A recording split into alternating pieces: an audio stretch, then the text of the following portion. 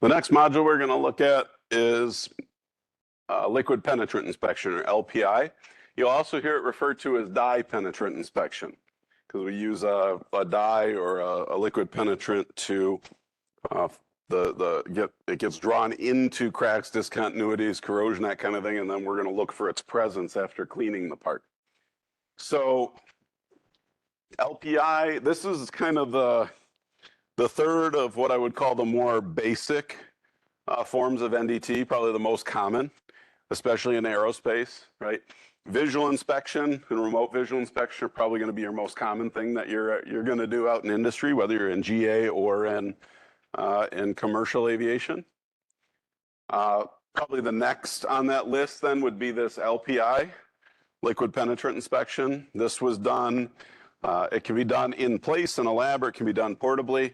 And so we did this out on the shop floor on a fairly regular basis. Magnetic particle inspection is probably the third most common, more at the component level. And these are kind of the three that would be what I call easiest to perform. After these, we'll work our way into some of the other methods that are a little bit more complicated.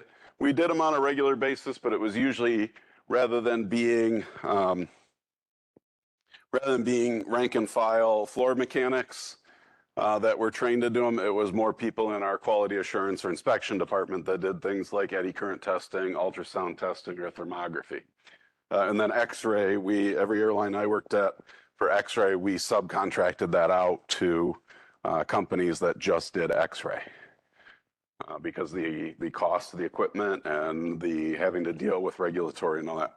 So LPI is one you will likely do at some point in your career, whether you go GA, whether you go commercial, whether you even go into other areas. When I managed maintenance at a factory, we use liquid penetrant inspection to find failure points in factory equipment or potential failure points in factory equipment. So it's used in many, many industries. And the reasons for that, the advantages of it is it's very reliable. We can find very, very small discontinuities, things, again, that are not visible to the naked eye. It's fairly easy to perform. It's fairly easy to learn and become proficient at. It's one that requires to be certified in it. It requires one of the shortest amount of times and the least number of demonstrations to be able to get certified in it. It is can be, of the methods, it's probably one of the most inexpensive, especially the portable equipment where you just need some aerosol cans. Now they're more expensive than your run-of-the-mill paint, $20 a can, but still, that's pretty cheap. Highly sensitive along with the reliability, and it lends itself to a high production rate. You can do a lot of parts fairly quickly. There are some downtimes in it, but those downtimes, you can have multiple parts being processed simultaneously, where certain methods are not so sensitive. Some methods we'll look at are very, very time sensitive. Some are pretty forgiving, and so you can have multiple parts going, and a little bit more time or less time here isn't going to be the end of the world. Disadvantages, it's a surface only, right? We're not going to find subsurface flaws by putting a penetrant on the surface. It has to be able to get into the flaw somehow. You must remove paint if it's a painted part, okay? Couple of things there. One, if there's cracks in the paint, they can look like cracks in the material, even though they're just a coating crack. The penetrant can get underneath the paint. The penetrant can also stain the paint. If you're doing this on like a white painted part, it'll probably stain it. Cleanliness is important. We don't want, because it's chemical based, we don't want other chemicals interacting with our penetrants or our developers. You cannot use mechanical cleaning methods. What do I mean by mechanical cleaning methods? What would you classify as a mechanical cleaning method? What's that? A wire wheel? What else? Sanding? What else? Blasting, certain types of blasting, some you can, some you can't, okay? And the reason for that is you can actually, with many of those methods, you can actually peen cracks closed. Like with a wire wheel or sanding, you can actually force the metal, it can actually force the metal to kind of smush back together. And so we have to do mainly chemical cleaning in order to prep the part. Ultimately, it does rely on visual detection. Okay? So at the end of the day, after it's been done, a person still has to look at it make a determination. I should put an asterisk next to that. How is that possibly going to change in the near future? AI. There are companies working on AI methods to basically make final determinations on several of these. Magnetic particle. You can see the magnetic particle process even being automated if you have some kind of an AI that looks at it. Even things like inspection, routine inspections. There's some talk about using AI to do certain determinations. And in other methods we talk about, there already are computer methods that do determination in things like laser testing methods. It's fairly messy. I called it liquid penetrant and dye penetrant, right? We're dealing with bright colored or fluorescent liquids that are typically oil-based. And so they're going to be messy. And certain methods can be very highly process dependent. They're difficult to perform in that experience. So that's the caveat with it is, on this slide I said can be easy to perform, but certain methods can also be very difficult to perform. The methods we're going to learn in here are the easy to perform methods. The difficult to perform methods tend to be very specialized. And again, that would be a case where it's more of if you go into NDT specifically as a career versus doing it on a daily basis as a technician. So general processing steps, we need to pre-clean the part. We need to apply our penetrant. It's going to dwell. We're going to remove excess penetrant, called the rinse. We're going to apply developer, allow it to dwell or develop. Finally, we're going to inspect the part. And then when we're done, we probably want to clean all that off again, not leave it on. So penetrant inspection is divided into two types. So we're going to talk about type, method, and form in here. And that's how we classify different combinations of chemicals used and processes used. So type 1 is a fluorescent indication. So this works a lot like, we talked about mag particle. We have fluorescent mag particle and we have visible mag particle. We use, color contrast. So we have fluorescent-based dyes or liquid penetrants. And then the other one we'll talk about in a second are going to be visible. But type 1 is your fluorescent. You're going to have to view them with a black light. The requirements for the black light are the same as they are for fluorescent magnetic particle inspection. We actually use the same exact lights, black lights that we have for doing the two different types of NDT. It's highly sensitive. You can find very tight cracks. There is a range of sensitivities available. And this can be done portably or on a test bench. Type 2 is the color contrast variety. And so the most common you'll see out there is a red penetrant, a red dye. And then on a light or white background, the white background comes from the developer. The developer leaves behind a white background. And these are viewed with white light. You just want to make sure you're in an environment that is bright enough, but not so glaringly bright that you can't see. But it only has one sensitivity level. It comes in what's called level 1. This is portable. I don't think I've ever seen a bench. They really don't do this on a test bench. It's pretty much a portable thing. The big thing here is that it's not allowed by most transport aircraft manufacturers. In fact, I don't know of any transport aircraft manufacturer that allows you to use visible dye. And that's because it only comes in this level 1 sensitivity. Okay. So what that means is there are general aviation shops will use visible dye.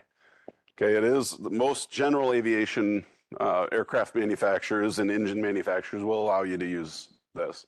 But when you get into anything turbine, transport, that kind of thing, you're pretty much going to have to use fluorescent. Okay, because it has higher sensitivity to smaller cracks. So what I mean by sensitivity is this. There are 5 levels. They're laid out by this mil spec right here, 25, 135. 5 levels, but they start at a half. I know, it's really weird, right?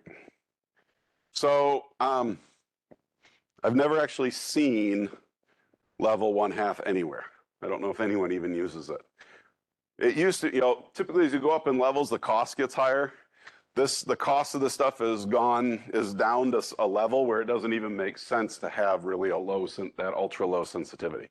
but it exists, so you have to know about it. Level 1 is low sensitivity, and again, that's what that red dye, the visible dye, is going to be a level 1 penetrant. Level 2, 3, and 4 are always going to be fluorescent. And like here, we're going to perform level 2 penetrant, okay, sensitivity. So you're going to perform type 1, level 2. You're also going to perform type 2, level 1. There we go. Make sure I don't swap those around. When we're looking at penetrants, the things that affect these sensitivities and whether they're even appropriate as a penetrant, what makes a penetrant, there's a few things going on. So they have to have a certain level of surface tension. That is, the individual molecules inside that make up the penetrant need to want to kind of stick to each other. They need to bind to each other because they're going to allow capillary action to occur, which is where a liquid gets pulled into or rises within a cavity.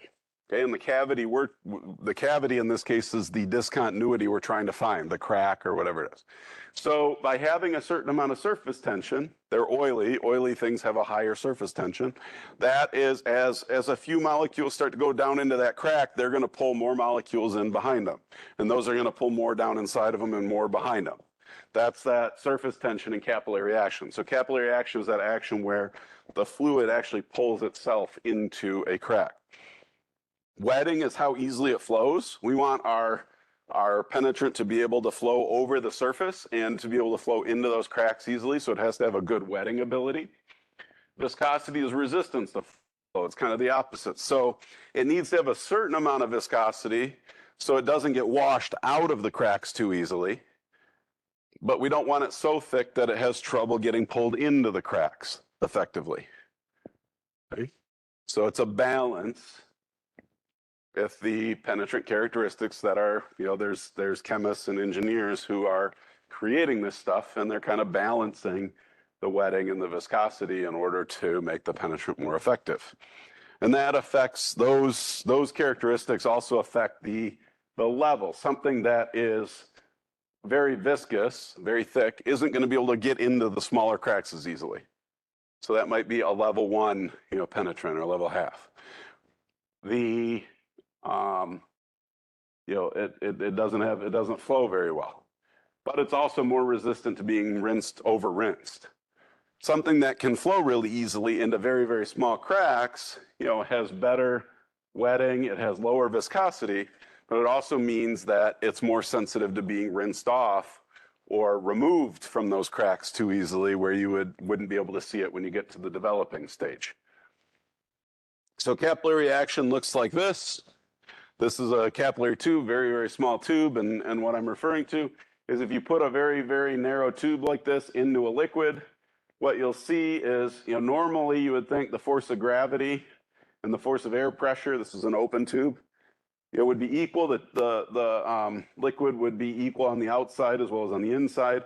But capillary action is the capillary force, is that liquid wants to kind of attach or grab that surface that it's against, and then it's going to pull other molecules behind it. And so it's going to creep up that capillary tube or down into that crack. The visual kind of indicator of wetting is how the penetrant kind of looks when it's on a surface. So we want it to kind of spread out and make contact with the surface, right? That's good wetting ability compared to, a droplet where it doesn't, where it wants to more run off. This is your normal windshield. This is your windshield after applying Rain-X, right? We don't want the water to bead. We don't want the penetrant to bead on our surface. We want it to spread out and cover and that capillary action to be able to pull it into areas. So a good penetrant is going to have a high wetting capability. Okay. The next way the process is classified is called our method. And the method refers to the wash. So after we've applied our penetrant, and we allow it to sit on the part for a period of time in order to allow that capillary action to pull the penetrant into those discontinuities. all we want to see is the penetrant that has been pulled into those discontinuities, right? Anything on the surface isn't going to help us. But you have no way of just getting it into the cracks if you don't know where the cracks are. Plus, they're so small, you wouldn't be able to just, I mean, if you already knew where it was and could put it on there, why would you be doing the method? Why would you be doing this? So we need to remove any excess penetrant that remains on the surface after we've given it time for that penetrant to dwell and get into those various continuity or cracks, discontinuities, corrosion. And so we're going to have to wash off the excess using different materials. So the method, if we have a penetrant where the excess can be washed off. Now remember, I said these are oil-based. So, even though they're oil-based, some of them can be washed off with water. So method A is a water washable. So that's what we have on our test bench down in the lab. We have a water washable method A penetrant. Okay, let me go to that. Penetrant method A, water washable. It's not as sensitive as methods B, C, and D, but it's often easier to perform, right? Because all we need is water. We don't need any kind of specialized cleaners or solvents. It's adequate for most inspections. Our test bench, as I mentioned, has a fluorescent dye in it. It's level 2, right? And it's a water washable level 2. It's a method A level 2 penetrant. So level 2 is the standard for most commercial transport aerospace and engines. We rarely need anything better than a level 2 in aviation. There are some areas, particularly engine components, and maybe some critical engine components, critical flight control components, where they may need to get up to a level 3 or a level 4. But again, you're not going to be doing that as a technician. That's going to be a more specialized environment, a specialized shop, or somebody in the quality assurance, quality control area, versus you as a mechanic or technician on the shop floor, on the line. You can perform level 2 all day long once you're qualified. So it's very reliable, easy to do, it's fast, but you do have to have that penetrant, like that level 2, if very tight cracks are expected. Now I'm going to jump ahead to method C, because this is the other very common method you'll see out there. Method C, common to C. And that is, this is more sensitive than method A. It's less sensitive than B and D. But because it's more sensitive, it's also the solvent. Now you're using a solvent rather than water. Solvents are going to be more aggressive. A solvent breaks down an oil or a lipid. So if you over apply the solvent, you're going to dissolve the dye that you're trying to find. You're going to dissolve the penetrant that you're trying to use to see the cracks or discontinuities. So it's because of that, it's more prone to what's called overwash. Where this is nice is this is easily created or packaged in an aerosol form. And so it comes in essentially a spray paint style can where it can be used in a portable environment. It also evaporates fairly quickly, and so if it does get spilled or on areas, there really isn't a lot of cleaning. I mean, it is the cleaning agent. There's really no cleanup you have to do for the cleaning agent. Compared to something like you've used mineral spirits and stuff in the cleaning tanks, that leaves a residue on your part that you have to blow off with air, you have to dry off with towels and that kind of thing. This will evaporate. It's volatile. Okay. So you're going to perform, method A, water wash on our test bench. You're going to perform method C using portable aerosol equipment. The reason I say B and D is they're a little bit more complicated, and they are what's called a post-emulsifiable method. And B is lipophilic post-emulsifiable, and D is hydrophilic post-emulsifiable. Big vocab words. What does lipophilic mean? Anyone study Latin? Probably not, but maybe here and there. What does lipophilic mean? Let's break it down even further. Corey? Flip that around. What does philic means affinity for? So lipo is lipid, like an oil. So it has an affinity for oil, okay? Lipophobic is what you're talking about, right? Or like hydrophobic, right, is a fear of water. So lipophilic, and then hydrophilic means um, it bonds more closely with the hydrogen side of an atom, or the waters, basically. So what we have is, with a post-emulsifiable method, it still uses a wash, but there's two steps for the wash rather than one. Rather than just applying water to wash it off or a solvent to wash it off, you have to first apply something called an emulsifier. And an emulsifier is what allows you to wash oils away or clean oils away using water. An emulsifier is a polar molecule that binds to oil on one end and binds to water on the other.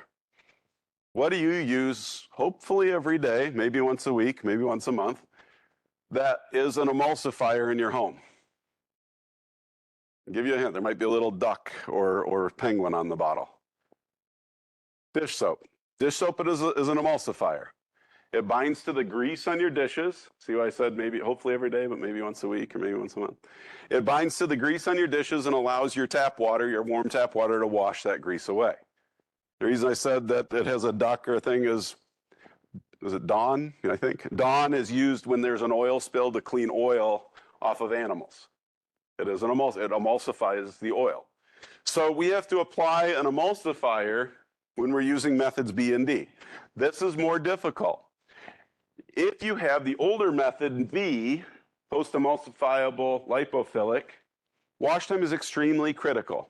If you apply the emulsifier and rinse, it has a time limit. 15 seconds from application to rinse can make a difference in whether you get an indication or not.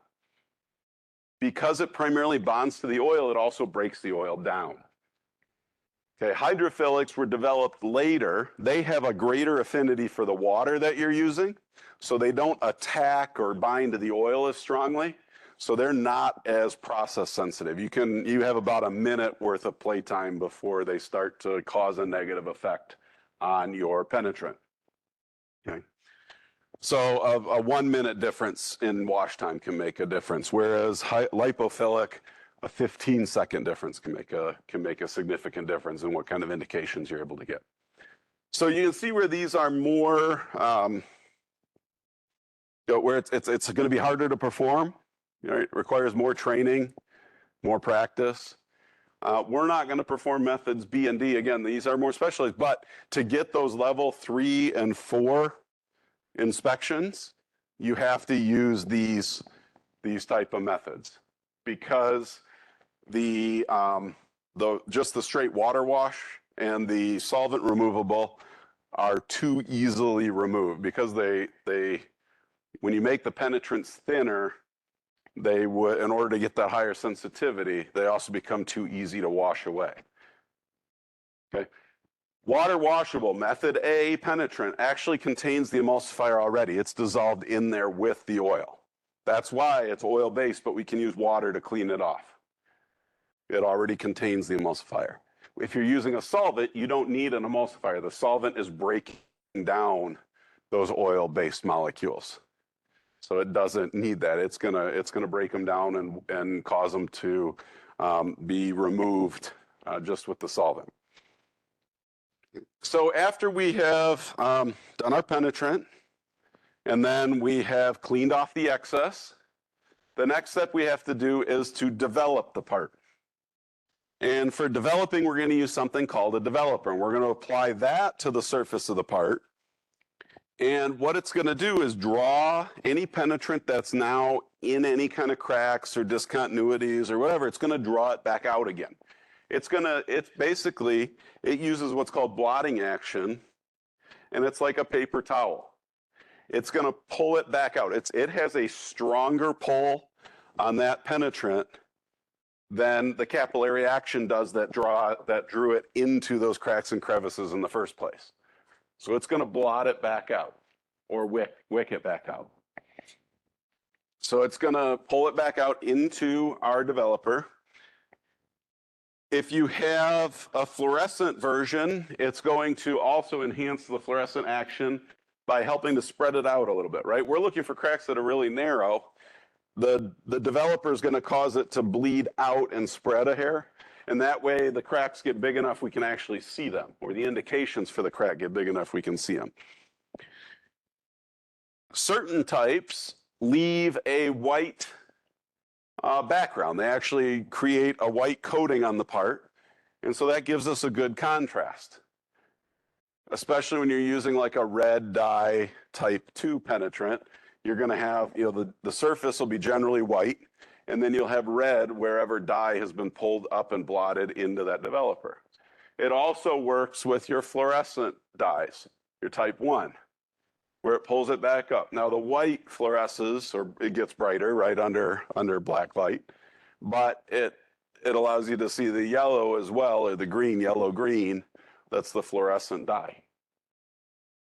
So not all do that though. So in our lab, when you go perform this, when you do this on the test bench, you're going to use a dry powder developer that does not leave a coating. Okay? You'll be putting powder on the part, it doesn't stick to the part. So it doesn't create that white coating on the part. You're just going to be looking for the contrast of the fluorescent dye compared to whatever the surface material of the part is. Whatever bare metal it is.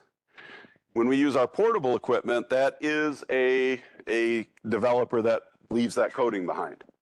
And so it'll leave that white, it's a white chalky residue. When you spray it on, it's fairly clear, and then as it dries, you get this chalky looking white residue on your part. And the development time typically is about 10 minutes. So a penetrant dwell time is anywhere from 10 minutes to an hour. The developer time, again, about 10 minutes to an hour. For ours, it's fairly time. The process I have, the chemicals I have, the sensitivity levels I have for you to use are very forgiving. Okay. And for most of the stuff, you're going to be doing 10 minutes for dwell, 10 minutes for develop is plenty. Okay.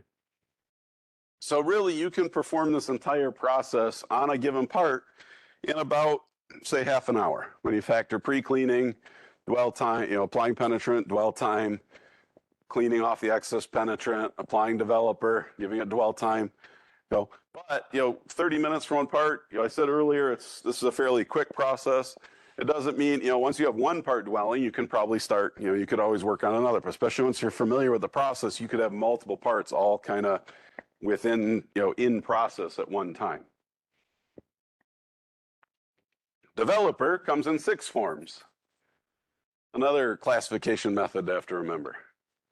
So we have type, we have method, type, and then sensitivity, method, and now form. Right, 2 types, 5 sensitivities, 4 methods, 6 forms. Okay, so the first one, Form A, dry powder, that's what we're going to do in lab. It looks like this. It's used with type 1. You use dry powder with type 1, and it can be used with all type 1 methods. So whether it is type 1 method A, water washable, method C, solvent removable, or methods B and D, post-emulsifiable, you can use type 1 powder with it. Now, not necessarily the same type 1 powder, right? But you may have different type 1 developer powders out there. It's, however, the least user-friendly. It's hard to completely and evenly dust the part. And when I say dust, it is a dust. So it's also not user-friendly in that if you disturb it too much, you're going to end up with a cloud of this stuff in the air that you probably don't want to be breathing in.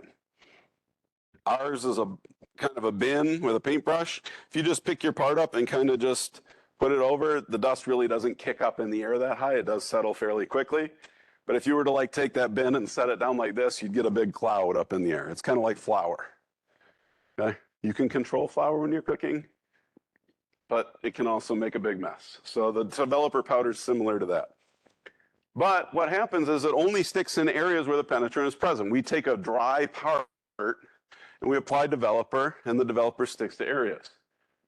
It's easy to handle and store because it's dry. Just know that it can get airborne very easily. And then finally, it's one of the most inexpensive developers out there. B is water soluble. That means we dissolve it in water. Okay. So here is essentially, it comes in a powder form. Oh, hey. We'll start this over next time. I lost track of time. I apologize.